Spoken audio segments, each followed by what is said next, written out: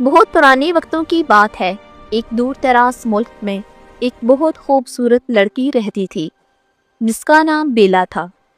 وہ نہ صرف ظاہری طور پر حسین تھی بلکہ اس کا دل بھی بہت نرم اور وہ کتابوں کے مطالعے کی شوقین تھی۔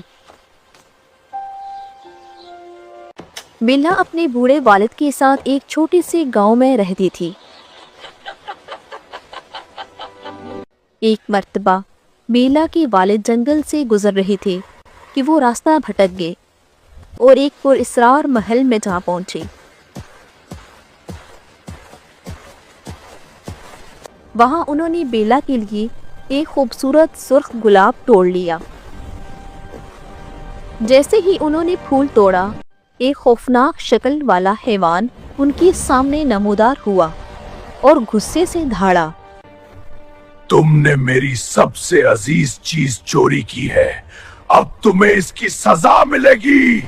حیوان نے بوڑھے شخص کو قید کر لیا۔ جب بیلا کو اس بات کا علم ہوا تو وہ بھاگتی ہوئی محل پہنچی۔ اپنے والد کی ضعیفی کو دیکھ کر اس نے حیوان سے التجا کی، مجھے قید کر لو، میرے بابا کو جانے دو۔ نہیں بیل، پلیز نو۔ حیوان مان گیا اور بیلا کے والد کو رخصت کر کے بیلا کو محل میں رکھ لیا۔ شروع میں بیلا اور حیوان کے درمیان بہت تلخی رہی۔ حیوان بدتمیز اور غصیلا تھا جبکہ بیلا نڈر اور خوددار۔ لیکن ایک دن جب جنگل میں بیلا پر بھیڑیوں نے حملہ کیا تو حیوان نے اپنی جان پر کھیل کر اسے بچایا۔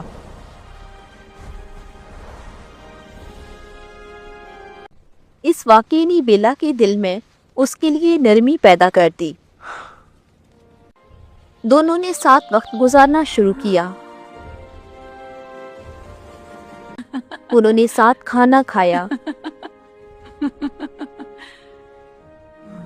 اور محل کی باغوں میں ٹہلنے لگے۔ بیلا نے دیکھا کہ اس سخت کھال کے نیچے ایک ایسا شخص چھپا ہے جو تنہائی کا شکار ہے اور جسے محبت کی پیاس ہے۔ شروع میں بیلا بہت خوف زدہ تھی، لیکن جلد ہی اسے احساس ہوا کہ حیوان جتنا باہر سے ڈراؤنا ہے، اندر سے اتنا ہی تنہا اور نرم دل ہے۔ محل کی تمام چیزیں جیسا کہ گھڑی، شمعدان اور چائے کی پیالیاں جادوئی تھی اور بول سکتی تھی۔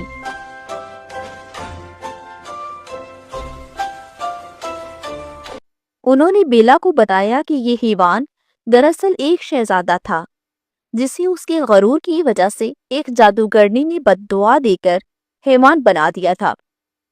اس جادو کو ختم کرنے کا صرف ایک ہی طریقہ تھا، اگر کوئی لڑکی اس کی بدصورت شکل کے باوجود اس سے سچی محبت کرے تو وہ دوبارہ انسان بن سکتا ہے۔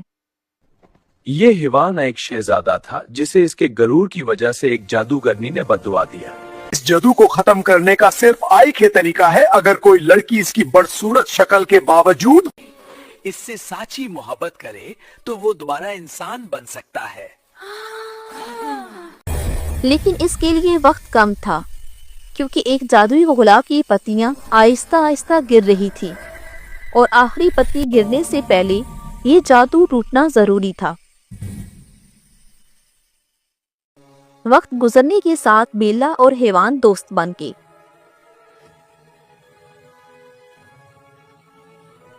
حیوان نے بیلا کے لیے ایک بہت بڑی لائبریری تحفے میں دی اور اس کا خیال رکھنے لگا۔ تمہاری ہے بیلا۔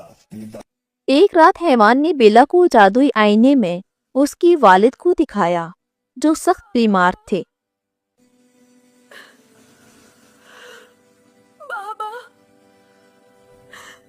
حیوان کا دل پگھل گیا۔ اس نے جادو ٹوٹنے کی فکر کیے بغیر بیلا سے کہا، تم جا سکتی ہو، تمہاری خوشی میری آزادی سے زیادہ اہم ہے۔ بیلا گھر پہنچی اور اپنے والد کی تیمارداری کی۔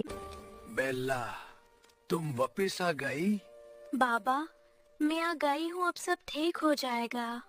لیکن گاؤں کا ایک خود غرض شکاری گیسٹن جو بیلا سے زبردستی شادی کرنا چاہتا تھا، اسے پتا چل گیا کہ بیلا اس حیوان سے ہمدردی رکھتی ہے۔ वो उस हिवा से प्यार करने लगी है। उसने गांव वालों को उकसाया और महल पर हमला कर दिया। उस हिवान को बेला फौरन महल पहुंची, जहां गैस्टन और हिवान के दरमियान जंग हो रही थी। गैस्टन ने धोखे से हिवान की पीठ में खंजर घोंप दिया, लेकिन खुद तवाज़ुन खोकर गहराई में जा गिरा।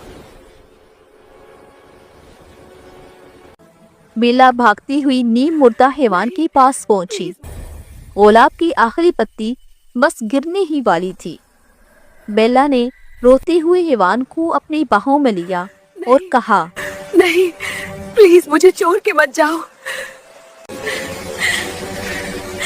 आंखें खोलो, तुम नहीं मर सकते, मैं तुमसे प्यार करती हूँ।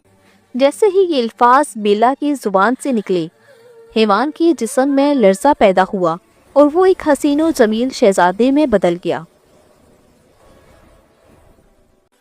जादुई इशारा दोबारा इंसान बन गई।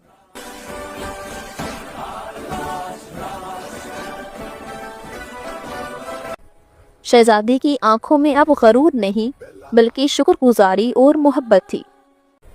महल दोबारा रोशनियों से जगमगा उठा।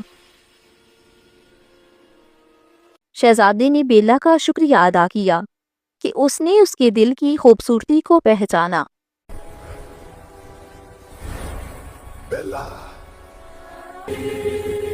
शुक्रिया बेला, तुमने मेरे दिल की खूबसूरती को पहचाना।